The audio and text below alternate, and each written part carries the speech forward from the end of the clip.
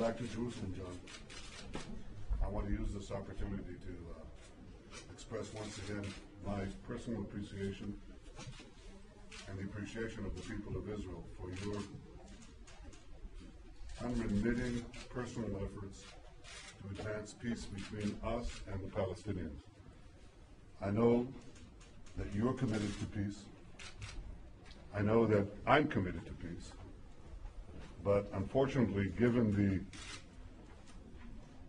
actions and words of Palestinian leaders, there's growing doubt in Israel that the Palestinians are committed to peace. A few days ago in Ramallah, President Abbas embraced terrorists as heroes. To glorify the murders of innocent women and men as heroes is an outrage. How can President Abbas say that he stands against terrorism when he embraces the perpetrators of terrorism and glorifies them as heroes? He can't stand against terrorists and stand with the terrorists. And I'm wondering what a young Palestinian would think when he sees the leader of the Palestinian people embrace people who axed innocent men and women, axed their heads, or blew them up, or riddled them with bullets. What's a young Palestinian supposed to think about the future? What's he supposed to think about what he should do vis-a-vis Israelis and vis-a-vis the state of Israel? So it's not surprising that in recent weeks, Israel has been subjected to a growing wave of terrorist attacks.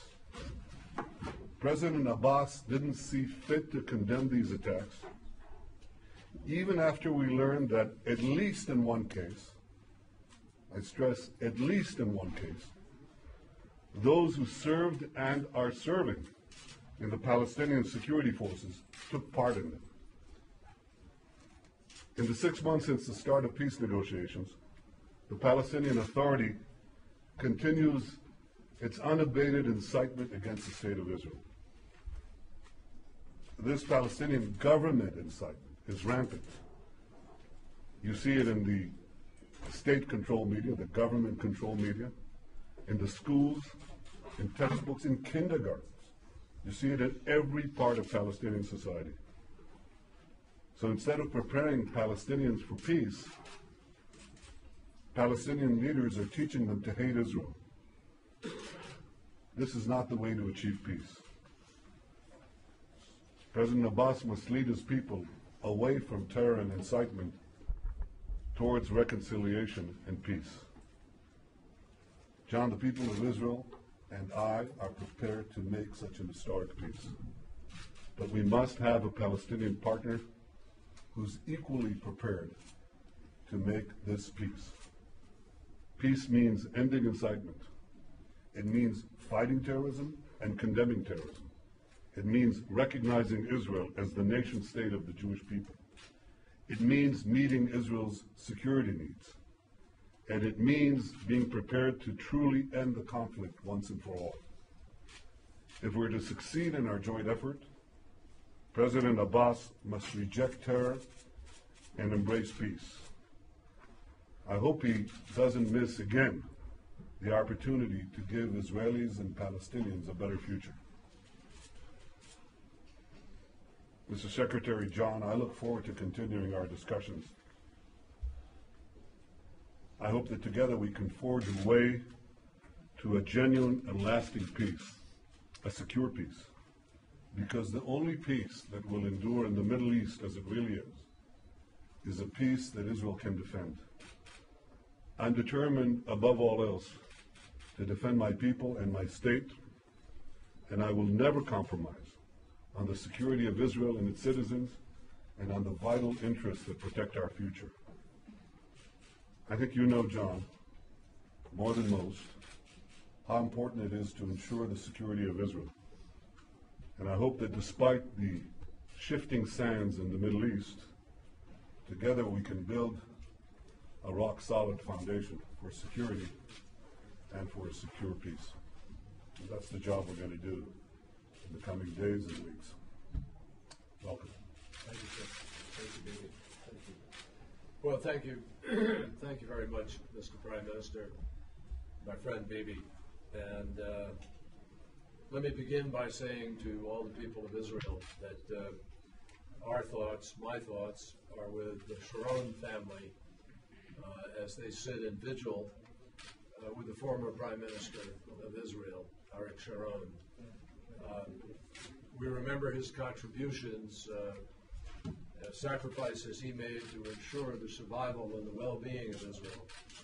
And I have many personal thoughts about my meetings with him on many different occasions, always robust and strong and clear about his positions.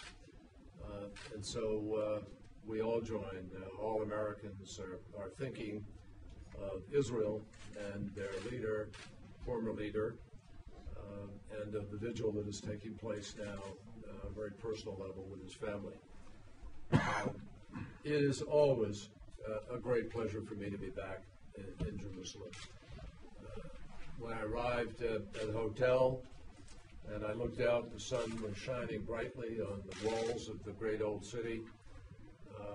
It's always a privilege to be able to see that site and to think of all of the history that is wrapped up for so many different people, and particularly, obviously, for Israelis today, witnessing the difficulties that the Prime Minister has just referred to and dealing with the possibilities of peace, but a possibility of peace that is always challenged by day-to-day contradictions and day-to-day realities. I'm particularly grateful to Bibi for his hospitality. He always makes significant time available to me when I come here. We have intense and productive rounds of discussions. And we have been at this now for 5 months solid into 6 months. I think it's safe to say that we know what the issues are. We know the parameters, the possibilities of peace. And as I said not so many months ago at Ben Gurion Airport as I left, the time is soon arriving where leaders are going to have to make difficult decisions. We are close to that time, if not at it. And I think we understand the circumstances within which we are working. I know, I come here with no illusions. I know that there are many who are skeptical of whether or not the two parties can achieve peace. But I will tell you that I have personally learned something about the power of reconciliation. And whether or not Israelis think about it every day, so have you. In 1967, there was a war. And Jordan was on the other side of that war. And land very close to the hotel I stayed in was the dividing line. And Jordan was on the other side of that line. Today, Jordan has made peace and is a partner in an effort to try to change things and move forward and be constructive. On a personal level, last month I traveled to Vietnam on my first visit there as Secretary of State. And the transformation in our relationship, I was a young soldier who fought there. The transformation in our relationship is proof that as painful as the past can be, through hard work of diplomacy, history's adversaries can actually become partners for a new day, and history's challenges can become opportunities for a new age. Those of us who were lucky enough to come back from the war in Vietnam had a simple saying: every day is extra. And I have always thought that's a beautiful expression. It's a way of saying that we honor those who we lost by continuing their work and helping others and trying to achieve what they fought for. And so it is true here, and can be true here. My many visits to Israel have shown me how this same sense prevails among some of the world's, if not the world's, strongest survivors, the Jewish people. This is my 10th trip to Israel as Secretary of State. And every time I visit, Israel's security concerns are uppermost in my mind. I understand the nature of the security threat here. I know what it's like to live in Israel, with once upon a time Katyusha rockets coming to Kiryat Shimon, or rockets from Gaza coming in Sderot. I understand it. Every time I visit, those concerns are part of my consideration, and that is why President Obama and I remain deeply committed to ensuring that as a result of peace, Israel and Israelis feel more secure, not less. That's our objective. And that's why the United States will continue to play a leading role in building both Israeli capacity for Israel to defend itself by itself, but also Palestinian capabilities to address their security needs in the context of statehood. The commitment of the United States to Israel is ironclad. We know that Israel has to be strong to make peace, and we also know that peace will make Israel stronger, not just with its near neighbors, but throughout the world. So I come here today to continue this ongoing conversation about how to end the Israeli-Palestinian conflict. We are now 5 full months into this negotiation. We have always known that achieving peace is a long and complicated process.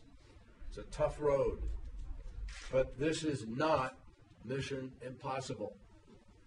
I would note the recent poll by Hebrew University and the Palestinian Center for Policy and Survey Research, which shows the majorities of Israelis and Palestinians back two-state solution, though both remain suspicious of the other side.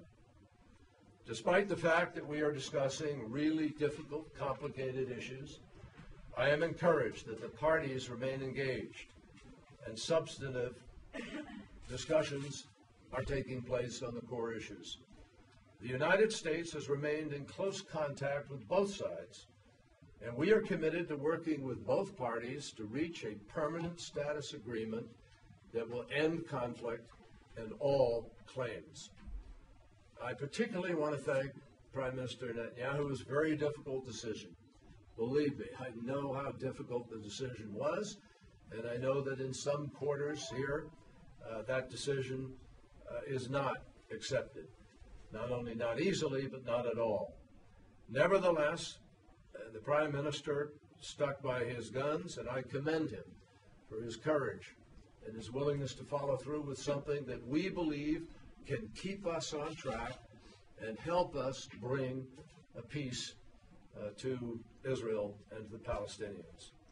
I commend him, and I commend President Abbas, who also has been under pressure from many on his side who say, break away, don't bother, this is going to go anywhere, and who argue with him that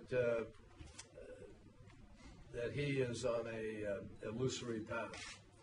So I plan to work with both sides more intensely in these next days to narrow the differences on a framework that will provide the agreed guidelines for permanent status negotiations.